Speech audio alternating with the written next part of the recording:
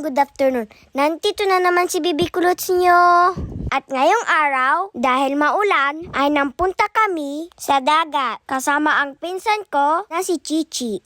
At ang lola ko, si Mami Gerlin. At syempre, kasama ang daddy ko. Sinamantala namin, lamig ng panahon, at in-enjoy namin ang sariwang hangin. Nagraro na rin po kami at gumawa ng sandcastle. Ayan, nang i-enjoy yung pinsan ko. At syempre, ako na rin.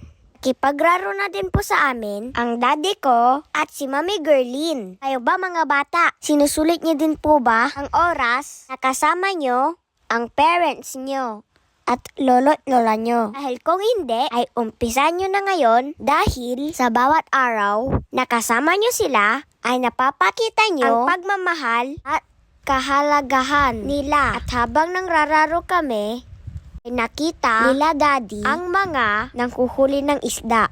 Kaya pinuntahan nila para makabili sila ng sariwang isda. Ang laki ng nakuha nilang isda, no? Kakalungkot lang dahil ang hawak ni daddy isda, pero na palang may-ari. Kaya bumili na lang sila ng regular size ng isda. Bumarik na rin sila para samahan na kaming maligo. O paano, hanggang dito na lamang po.